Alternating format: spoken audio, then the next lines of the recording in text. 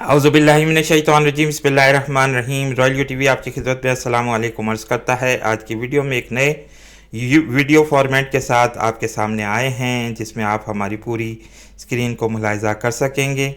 साथ साथ बात होगी दुनिया में बढ़ते हुए एटमी जंग के ख़तरे के मुतालिक। रूस इस वक्त बड़ी बड़ी धमकियां ये दे रहा है, लेकिन उसका साथ साथ ये भी कहना है कि नेटो लीडर्स और मगरबी लीडर्स इस धमकियों को संजीदा नहीं ले रहे हैं। दुनिया एक बहुत बड़े आलमी एटमी जंग के दहाने पर खड़ी है।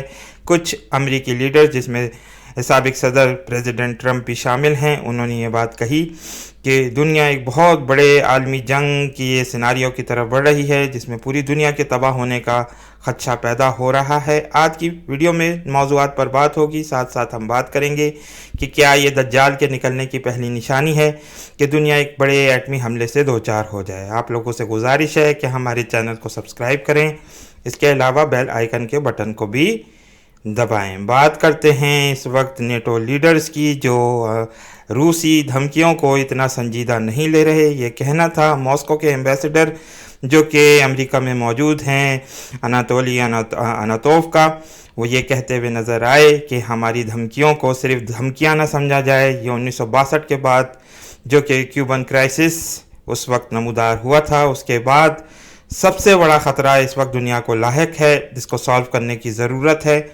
क्योंकि इस वक्त हम पर जो सैंक्शंस लगाई गई हैं वो हम किसी तौर पर भी कबूल करने पर तैयार नहीं हैं। ये कहना था उनका। इसके अलावा ये बात हमारे सामने पिछले दिनों नज़र आई, जहां रूसी deputy prime minister Dmitry Medvedev, जो कि एक ज़माने में रूस के सदर भी रह चुके हैं, उनका कहना था कि इस वक्त अगर हमारे न्यूक्लियाई ऑप्शन को संजीदा नहीं लिया गया तो बड़ी तबाही आ सकती है। और फिनलैंड और स्वीडन के अगर वो नाटो को ज्वाइन करते हैं तो हम बाल्टिक कंट्रीज़ में न्यूक्लियर वेपन डिप्लॉय कर सकते हैं।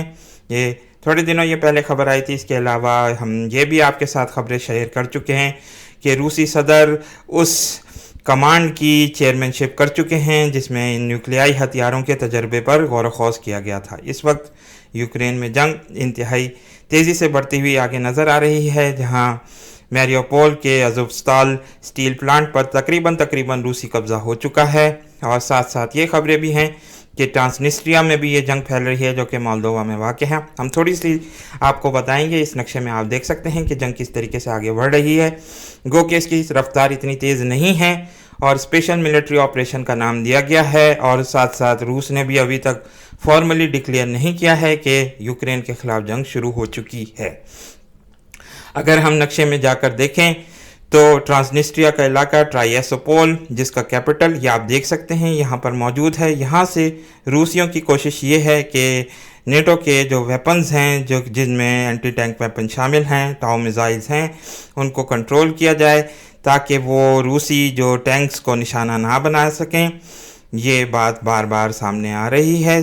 और इसके अलावा भी वो न्यूक्लियर ऑप्शन का इस्तेमाल करने पर गौर किया जा रहा है रूसी दारुल हुकूमत में।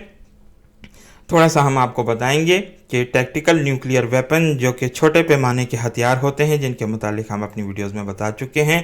इन वीडियोस में, इन तस्वीर में आप देख भी सकते हैं कि ये थोड़ा सा फ़र्क होता है स्ट्रेटजिक और टैक्टिकल न्यूक्लियर वेपन्स में। और इनको छोटे फासले से भी फायर किया जा सकता है। इसमें सबसे ज़्यादा कैलिबर मिज़ाइल, जो कि क्रूज़ मिज़ाइल है और सबमरीन और शिप से लॉन्च हो सकता है, उसकी मिसाल है। इसके अलावा इस्कंदर M मिज़ाइल लॉन्चर है। ये मोबाइल ग्राउंड मिज़ाइल सिस्टम है, जो कि कहीं भी ले जाया जा सकता है और फायर किया जा सकता है, और साथ ही साथ दुश्मन की फ़ौजों को नुकसान पहुँचाया जा सकता है। सबसे ज़्यादा जो छोटा इसमें होता है वो 1 किलोटन या इससे कम का हो सकता है, लेकिन ज़्यादा से ज़्यादा इसका 100 किलोटन वज़न भी हो सकता है। तो रूसी सदर ये बारहा ये बात कह चुके हैं कि टैक्टिकल न्यूक्लियर मिसाइल्स का या वेपन्स का इस्तेमाल किया जा सकता है। अगर न्यूक्लियर वॉरहेड्स की बात की जाए तो दुनिया में सबसे ज़्यादा वॉरहेड्स रशिया के पास हैं, जिनका तकरीबन तनासब 6000 के करीब लगाया जाता है। इसके अलावा नेटो के पास 5943 हैं, जिनमें से अमेरिका के ही सिर्फ 5428 हैं। इसके अलावा फ्रांस के 290 और यूके के पास 225 हैं।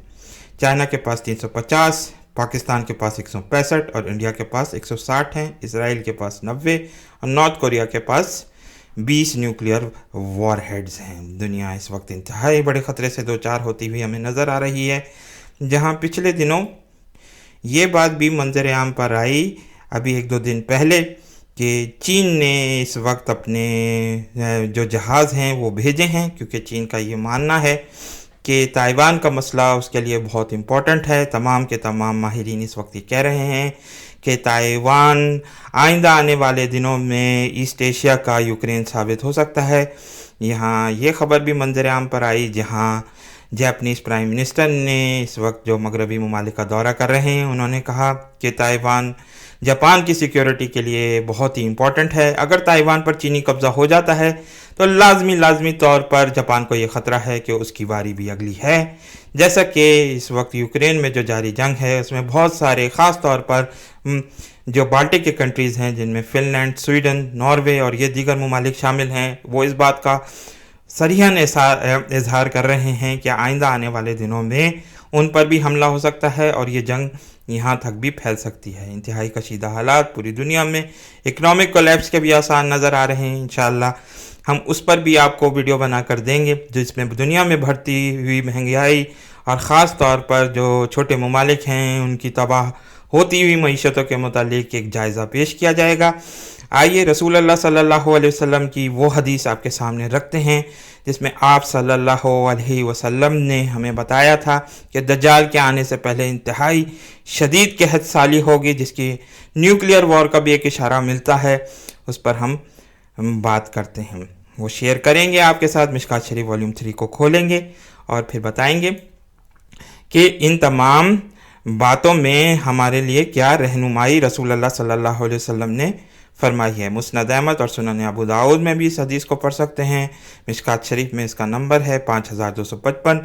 حضرت اسماء بنت یزید کہتی ہیں کہ رسول اللہ صلی اللہ علیہ وسلم میرے گھر میں تشریف فرما تھے۔ آپ نے دجال کا ذکر کیا اور فرمایا دجال کے نکلنے سے پہلے 3 سال ایسے آئیں گے جن میں سے 1 سال میں آسمان تہائی بارش کو اور زمین تہائی پیداوار کو روک لے گی، اور دوسرے سال میں آسمان 2 تہائی بارش کو اور زمین 2 تہائی پیداوار کو روک لے گی، اور تیسرے سال میں بارش نہ ہوگی اور نہ پیداوار اور قحط پڑ جائے گا، پھر نہ کوئی گھر والا جانور رہے گا اور نہ دانت والا، یعنی سب ہلاک ہو جائیں گے۔ ایک طویل حدیث ہے، اس میں صرف وہی ہم نے آپ کو حصہ سنایا ہے جو اس وقت زیادہ ریلیونٹ نظر آتا ہے۔ اس کے علاوہ رسول اللہ صلی اللہ علیہ وسلم نے ہمیں دجال کے متعلق بہت ساری ایسی احادیث بتائی ہیں جس میں یہ کہا ہے کہ جب وہ آئے گا دنیا میں تو لوگ بہت کم ہوں گے، اور ساتھ ساتھ قحط سالی، خوراک بھی کم ہوگی، اور بڑی پیمانے پر دنیا میں تبدیلیاں آ رہی ہوں گی۔ تو یہ بات ہمیں ملتی ہے۔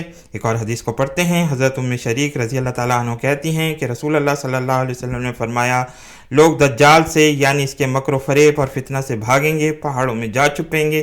ام شریک کہتی ہیں یہ سن کر میں نے پوچھا یا رسول اللہ عرب ان ایام میں کہاں ہوں گے؟ آپ نے فرمایا کہ عرب زمانے میں بہت کم ہوں گے، یعنی دجال جب ہوگا تو لازمی طور پر دنیا میں عرب جو ہیں بڑے پیمانے پر ہلاک ہو چکے ہوں گے، ان کی تباہی آ چکی ہوگی، نیوکلیئر وار کی وجہ سے لوگ مر چکے ہوں گے، اور جن میں عرب بھی بڑے پیمانے پر شامل ہوں گے۔ اس وقت جو مڈل ایسٹ کی صورتحال ہمیں نظر آ رہی ہے اس میں یہ صاف نظر آ رہا ہے کہ آئندہ آنے والی جو لڑائیاں ہیں اس میں نیوکلیائی ہتھیار استعمال ہونے کا بہت زیادہ خدشہ موجود ہے۔ اس کے علاوہ رسول اللہ صلی اللہ علیہ وسلم کی ایک اور حدیث میں جو بہت ہی مشہور اور معروف حدیث ہے، صحیح مسلم کی احادیث میں بھی یہ شامل ہے۔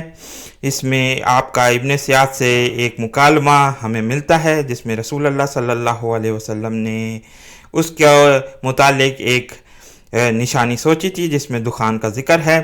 وہ سورہ دخان کی ایک آیت بھی تھی، اور یہ دخان ہی ظاہر کرتا ہے کہ جب وہ دھواں آئے گا یعنی نیوکلیئر وار سے پیدا ہونے والا جو نیوکلیئر ڈسٹ ہوگا وہ پوری دنیا کو اپنے قبضے میں لے لے گا، اور پھر اس کے بعد ہی دجال نکلے گا۔ اور یہ اس کے ساتھ ساتھ ہمیں یہ بھی ملتا ہے کہ حضرت امام مہدی علیہ السلام کا بھی ظہور انہی حالات میں ہوگا جب دنیا میں ایک بڑی عالمی جنگ ہو رہی ہوگی اور نیوکلیائی وار میں نیوکلیائی ہتھیار استعمال ہو رہے ہوں گے۔ اللہ تعالیٰ سے بہت بہت دعا ہے کہ اللہ تعالیٰ ان تمام فتائن کے دور میں خاص طور پر نیوکلیائی ہتھیاروں کے استعمال کے بعد مسلمانوں کو حفظ و امان میں رکھے اور ساتھ ساتھ اپنے ایمان کی حفاظت کرنے کی بھی توفیق عطا فرمائے. آمین ثم آمین.